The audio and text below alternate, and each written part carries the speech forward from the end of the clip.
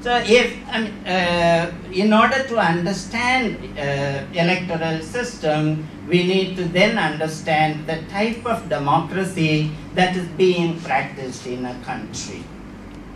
Depending on what type of governance a country wants to have, it will also adapt an electoral system that will fulfill the agenda of democracy of that nation. So that means electoral systems also will go through transformations and changes depending on the type of governance that each nation wants to have through democracy. I'll run through this. Democracy means power of the people. In indigenous communities that have generally practiced direct democracy, the power of the people has been real to a large extent. And this is not a thing of the past. Even today, indigenous communities across the world have this direct democracy. But then direct democracy is possible only in smaller communities. It is not possible in a nation state, in a modern nation state, which is multicultural, multilinguistic. All these complicities are there in the nation state today. And therefore the type of democracy, a direct democracy that seems to be quite ideal, is not possible in many countries.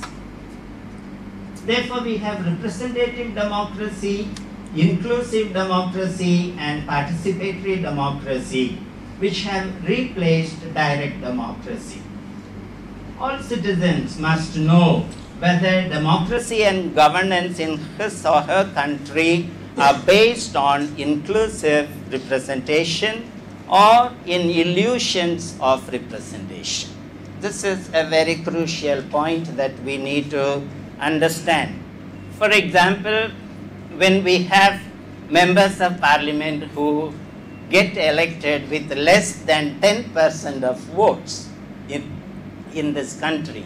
In the present parliament, we have 2 members of parliament who won with less than 10% of votes, which means 90% of votes are wasted, are left unrepresented. Then it raises a crucial question whether our representative democracy really gives representation to its citizens.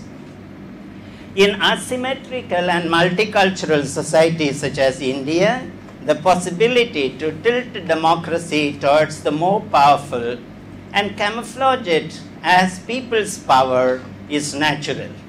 And there needs to be extra caution to be more inclusive in such countries. This is not only about our country, this is the common experience of many countries which are asymmetrical.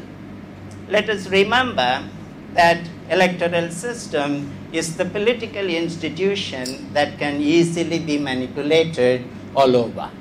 The statement is not mine, it comes from an institution called the International IDEA in Sweden. They are an electoral systems expert organization. They specialize on the electoral systems of all countries in the world. Vic? Yeah, so having placed democracy, let us move on to understanding electoral systems and their types. There are 2 major types of electoral systems designed scientifically to fit into these 2 trajectories of democracy being for powerful groups and democracy making relevance to all the citizens, inclusive and exclusive democracies. There is a need to evaluate the merits and demerits of both, placing them in the context of democracy that is in practice in countries. The tendency or our intention is not to condemn one and to praise the other. We are not going to be judgmental. Some electoral systems are good in a particular context of democracy. For example, if you have two-party system, if a democracy has two-party system, then there is no point in talking about proportionate electoral system there.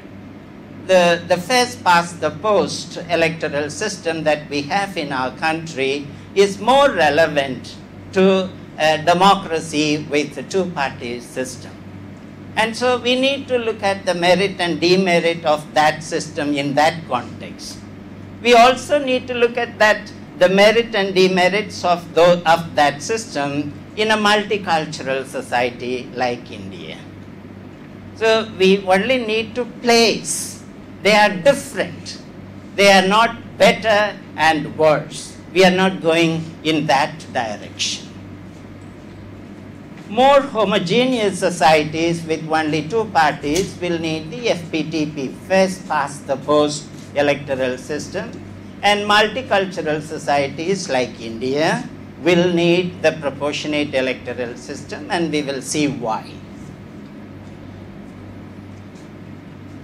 Countries with more deliberative, dialectic, and participatory democracy have gradually shifted from the first past the post to the proportionate representation system. Deliberative democracy is a democracy where citizens and their elected representatives enter into a long process of deliberation or a continuous process of deliberation, and that is a valid deliberation accepted and then arrive at a consensus or decision. Dialectic democracy is a democracy where you may have contradictions, contradictory views. One group of people may propose a thesis, another group of people may propose an antithesis, then there may be an apparent conflict. Both enter into either a conflicting or a dialogical process and arrive at a synthesis, arrive at a consensus. So that is called dialectic democracy. This is not in the textbooks on democracy. It is a term that I have coined. And then we have participatory democracy, participatory democracy where representation is given to all citizens of a country. And such democracies, these democracies are gradually emerging. These are not fixed entities. Every country goes through different phases of this emergence and come to a particular type of democracy. Today, about 84 countries have adopted one or other form of PR system. Now, FPTP has 4 types within itself. I don't want to confuse you or with all those. Later, if we have more